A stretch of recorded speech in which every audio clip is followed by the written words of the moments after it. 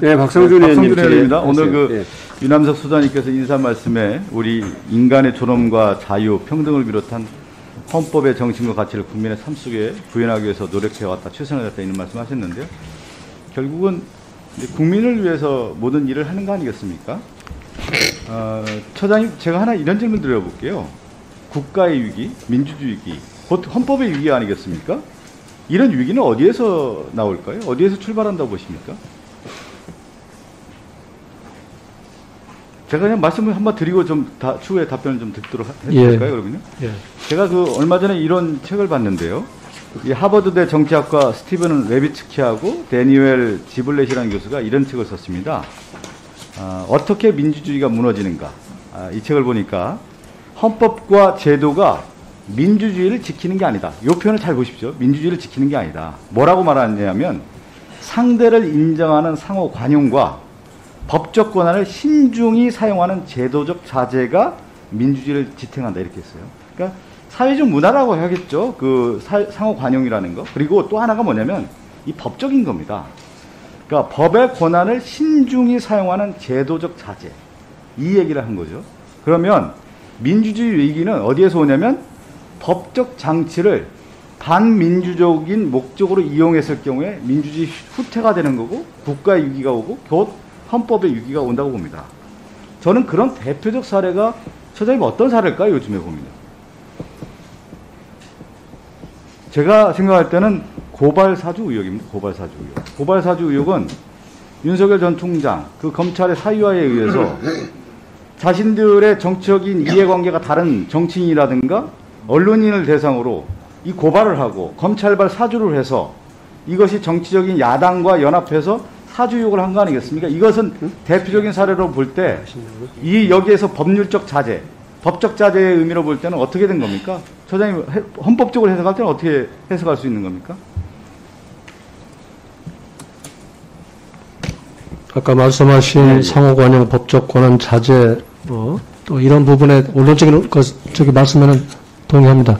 지금 구체적으로 어떤 사실관계를 잘 모르는 상태에서 그걸 전제로 해서 또 제가 헌법 위반이다 이렇게 그러니까 이거는 뭐냐면 말씀드리기가 지금까지 나온 사실만으로 봐도요 권력을 자제하고 제도를 자제하고 한 것이 아니라 사유화하고 향유한 내용입니다. 이것은 그래서 이 사건 자체가 헌법을 유린하고 헌법적 가치를 훼손한 아주 중대한 사건이라는 말씀을 드리겠고요.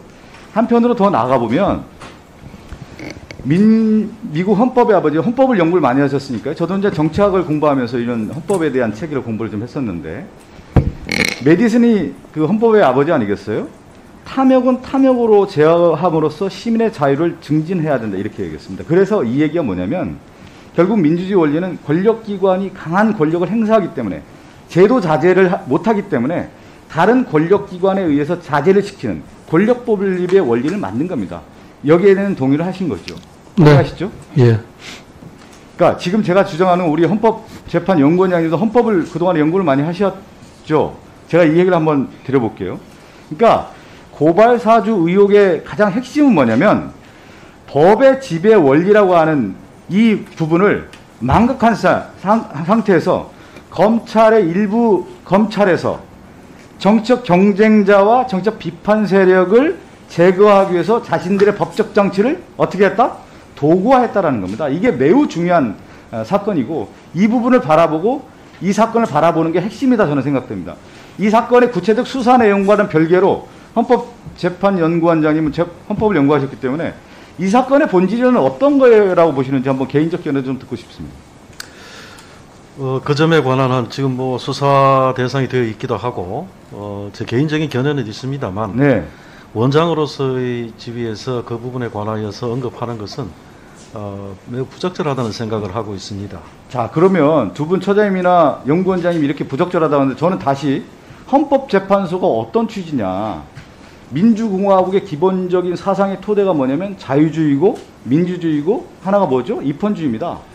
그런데 우리나라의 자유주의, 민주주의, 입헌주의의 기본적인 사상을 가지고 재판을 할 수 있는 기관이 어디가 있습니까? 헌법재판소 아닙니까? 네. 자유주의는 뭡니까? 인간의 기본권이 침해됐을 때 이 자위권적 기본권을 얘기하면서 헌법소원에 대한 재판을 하는 것이 어디죠? 헌법재판소 아니겠습니까? 그리고 민주주의에 훼손을 했을 경우는 어떤 판단을 하는 게 유연 심판이라든가 또 하나는 정당 해산이라든가 탄핵 심판 같은 경우가 정치적인 민주주의를 훼손했을 경우에 심판하는 거 아니겠습니까? 네, 그리고 입헌주의는 어떤 겁니까? 기본적으로 법의 지배를 위반했을 경우에 재판을 하는 것이 이 입헌주의고 법의 지배의 원리 아니겠습니까?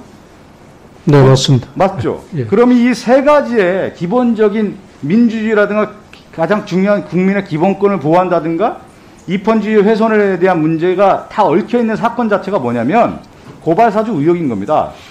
헌법재판소에서 이런 문제를 단순하게 수사가 전개되기 때문에가 아니라 이것은 헌법적 가치와 민주주의의 기본 원리에 대한 사상적 토대를 가지고 기본적 가치를 가지고 이 문제를 바라보는 것이 마땅하다. 이렇게 말씀드리고 싶어요. 그러니까 피해갈 문제가 아니라는 겁니다. 저는.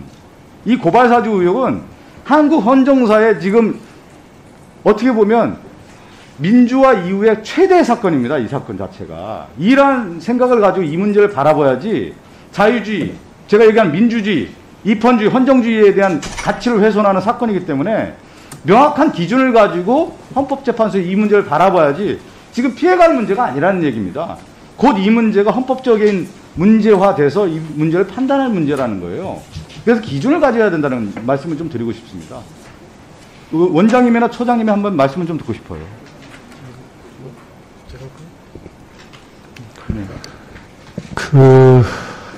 아무튼 원론적인 말씀에는 네. 나름 충분히 경청할 만한 그런 말씀이다 이렇게 말씀을 드리고요. 구체적인 사건에 있어서 지금 공수처에서 수사가 진행되고 있는 걸로 알고 있고요. 그래서 그 사실관계 확정된 다음에 어떻게 거기서 결정될 문제다 이렇게 말씀을 드리겠습니다. 네. 제가 한번 정리를 다시 한번 드리면 제가 국가의 위기, 민주주의 위기는 법을 이용하는 사람들에 의해서 항상 위기가 왔습니다. 그 법의 장치를 도구화했을 경우. 그래서 두 가지를 나누잖아요. 법의 지배냐, 법에 의한 지배냐. 법의 지배가 아니라 법에 의해서 자기들이 도구화해서 지배했을 경우 민주주의가 위기가 오고 국가의 위기가 오고 헌법의 위기가 오는 겁니다. 그래서 법의 지배라고 했을 경우에 그 기준을 명확하게 지금 제시해주고 기준을 만들어주는 곳이 어디냐면 제가 말씀드리지만 헌법재판소입니다. 그것은 정치적 사법기관으로서 민주주의에 대한 부분을 판단할 수 있는 곳이 바로 헌법재판소이기 때문에 이 사건에 대해서는 계속 따라와서요. 이 사건을 바라보면서 어떻게 우리 민주공화국을 훼손했는지를 기준을 제시해 주는 것이 헌법재판소인 겁니다. 역사적인 아주 중대한 임무에 전환점에 있는 시점에서 헌법재판소가 어떤 판단을 내릴지 좀 지켜보겠습니다.